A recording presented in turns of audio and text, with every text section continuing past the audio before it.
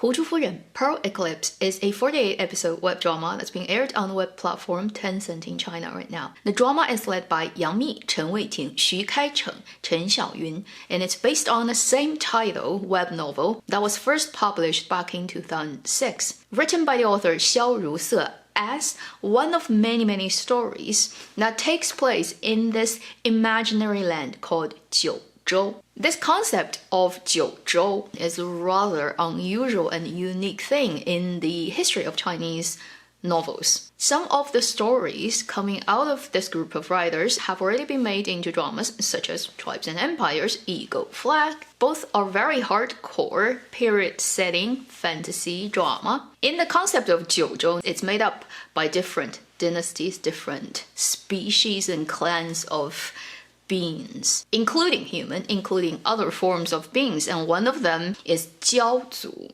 which has been a long-existing mythological creature in Chinese culture that is a type of water-based creature whose tears can turn into pearls. And the novel 胡珠夫人 is mostly focused on Jiaozu and their story with the humans and its dynasties. At the moment I'm making this video, I've watched the first 12 episodes, just about a quarter of the entire length of the drama. Based on what I've seen, I will give it a 1 gold mine rating at this point. As usual, I'll first tell you more about the story itself, and then I'm gonna go into talk about the good and bad and why I give it such a rating. Pearl Eclipse is focused on our female lead character Hai Shi, played by Yang Mi. She comes from a fishing village. The entire village is taxed very heavily by the emperor due to emperor's demand for pearls. When she was young, on the brink of getting slaughtered by corrupted officials, she was rescued by a masked man played by Chen Weiting, who later becomes her teacher. The guy gave her a choice. If she wants the life of a woman, she's gonna get comfort, but nothing else. If she decided to become a man, then she will have everything apart from comfort, and she picked the latter. Therefore, she's taken in as his disciple, and in front of everyone else is being presented as a man. She's brought to the capital and getting trained under this teacher. As she grows older, our story starts officially. Entangled with the imperial power, the crazy emperor at the time, and his long history with our male lead character, also our female lead's teacher character. Yeah,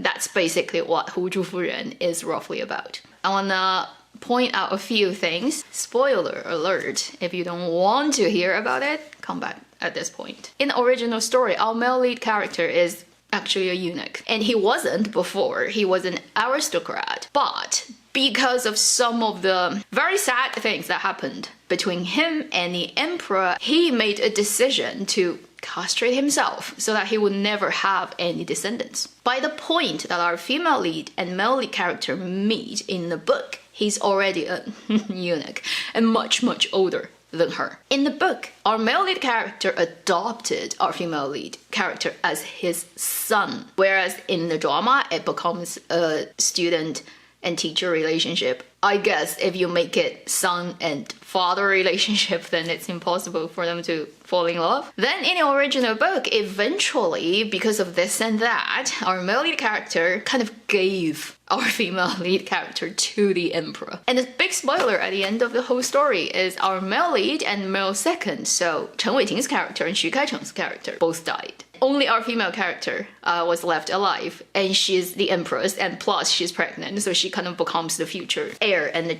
kid becomes the future heir of that dynasty. We do not know if that's gonna be also the drama, since at this point we've already seen quite a few essential changes made by the drama adaptation. I'm guessing later for the rest of the story they're also gonna do a lot of changes. And since now these days they stopped VVIP, nobody can jump forward to watch what's later than everybody else. We will just all sit here and wait till the 48 episodes finished airing to know how they're gonna wrap up this story. Now, let's get to the personal opinion part of Avenue X, the good and bad. On the positive end, first, this drama has an overall very acceptable production quality. This is not the best, highest, most expensive period drama production we've seen. Right at the beginning of this year, we've had 上阳赋, which is not a good drama, in my opinion, but it's expensive. So if you compare this drama to that, it doesn't have that extensive amount of detailed props costumes,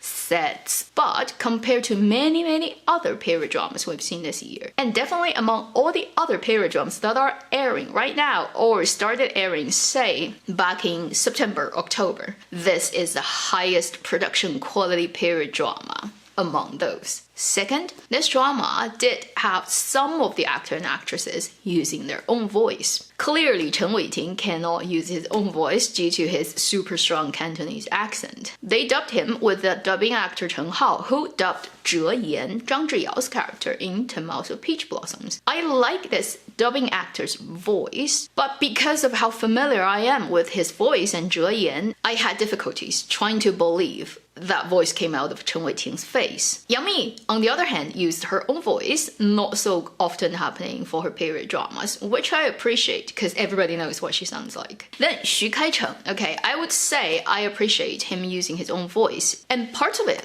is okay, but his line delivery needs working. Leave that to the later points to talk about more specifically. Still though, I appreciate at least some of the actors use their own voice. The third positive thing about this drama is up to episode 12, there hasn't been any super stupid plot happening. Failing logic that happens, say, in a lot of Ju Jingyi's dramas. For this drama, it hasn't really happened. Although you do have to believe in a couple of setups, such as Yang Mi is dressed up as a man, and most of the people think she is a he, apart from very close people who knows her previous story. That will certainly not happen in reality. The moment she shows up in front of you, there's no way you're gonna mistake her as a guy. So you have to accept that type of thing. Those points sounds very boring, I would say, but those are the positive end of things that I can see from this drama. Now let's move on to things that are not so ideal, which is why you can see that I have a rather lukewarm response to this drama. First, not really in the order of any kind of importance, is the drama is rather bland. There's hardly any hooks throughout the first 12 episodes to make you want to say, oh, what happens next? The reason that I was able to watch through it is because I was doing a lot of other things like crafts and stuff, so I can sit down for hours and have the drama running episode after episode. If I have to have like 100% dedicate time staring at the screen, I probably would have double speeded through certain parts of it. There's very little energy that's running through it. It's just all through extremely flat. So this is not necessarily a kind of drama that requires your full attention while you're watching it, if you understand Chinese. If you don't, then you probably have to stare at the screen and look at subtitles. The second thing is, I think this drama still has a level of miscast going on. If Yang Mi is the female lead actress of this drama, I don't quite understand why Chen Weiting ends up being the male lead. After 12 episodes, I see little chemistry between their roles. And I don't quite understand why she falls for him or he kind of has a particular preference towards her. It's almost like because they're the male lead and female lead of the story. I know that's the script, but while you're acting, the real humans are playing those roles, right? It has to make it convincing for the audiences, however you do it. At this point, 12 episodes, I don't see that. Chen Weiting's acting is very Chen Weiting. If you've ever seen him acting in previous dramas, he pretty much always looks like that. First, you can't hear his real voice, it's already been dubbed over. Then he has this styling that don't look really very good on him. And then he has this role, which is a very typical teacher's role, who is very restrained and controlled and having a lot of sad histories and just not showing that and shouldering the whole world on him and wooden-faced, like the typical teacher role in period drama. So with all that, his end of things just doesn't work. It's like a statue just stands there to serve a purpose of you need that role, but there's no interaction, there's no chemistry, there's no energy moving between him and Yang Mi's role. Somehow the second lead, Xu Kaicheng and Chen Xiaoyun's story feels much more energetic and interesting because it's a more sexy setup about a crazy emperor who's gone mad due to losing his love of his life and then getting a second doppelganger married to him who looks exactly like his previous lover but is not the same person. And he's kind of insane about the whole thing. But then, when it comes to this couple, the problem is Xu Kaicheng's line delivery constantly brings me out of the story. He literally sounds like this when he talks in Chinese. He chops everything into pieces. It's very annoying. Plus, the psycho emperor kind of role, the tyrant role, is such an interesting role. If you're a good actor, immediately I remembers Empress Ki from Korea and our male lead. Brilliant acting. This is an old drama. It's been around for years now. And now when I close my eyes and think of a mad king or mad, crazy emperor who's destroyed in a way, but then still fragile and pretty, immediately, this is the actor who comes to my mind. And his portrayal of the crazy emperor in the later part of Empress Ki was like, so good. And Xu Kaicheng's acting is just unfortunately too far away from that. So, although with the rather interesting setup of the second leads, still there's a level of miscasting and asking too much for actors who cannot deliver what should be delivered for the roles. And then the last thing is,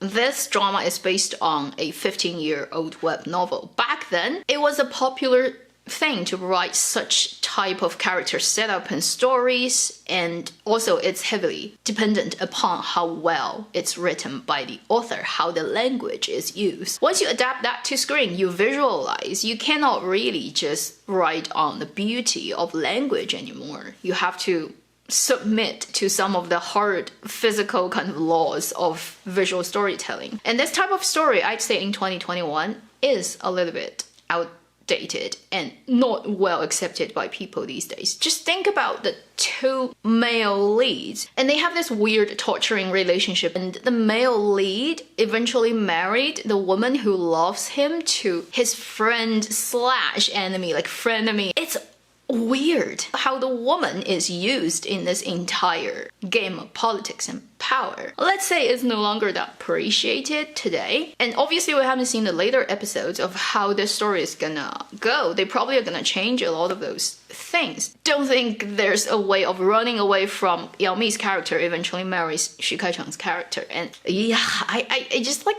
you know, by the 1/4 mark of this drama, I say I haven't fallen in love with any of the characters. I haven't become interested in any of their future fate. Probably only Chen Xiaoyun's role. I'm a little bit curious about how she's gonna survive because she's married to this insane emperor, and how she's gonna tread the water carefully and get what she wants at the end of the whole story. Probably that's the only character I find a little bit interesting, intriguing. Everyone else is just so, yeah, okay, fine. Like, I don't quite care what happens to me. And also, considering how many things have happened up to episode 12, there really haven't been many. If you compare that to 10 Miles, okay, which is a 4-year-old drama now, and also led by Yang Mi, by episode 12, think about how many things have happened. Her first life with Mo Yuan has already finished. Her sort of like second life is at the end or just finished because she loses her memory and she becomes a human, and then she's gonna meet Ye Hua, right? Like, it's already moved to that point, and that drama, okay, it's a little bit longer than this. It's like 50 or so episodes. Still, things just progresses too slowly in Pearl Eclipse. I don't know. I just feel this drama is watchable, but then you probably need other prompts to watch it other than the story itself being interesting. So if I have to sum up this drama in one sentence, in my opinion, what it feels like, it is the chicken rib. 食之无味，弃之可惜. That would be the end of this first impression video on Pearl Eclipse. Thank you for watching Avenue X. I'll see you in my next video. Meanwhile, live long and happy drama watching.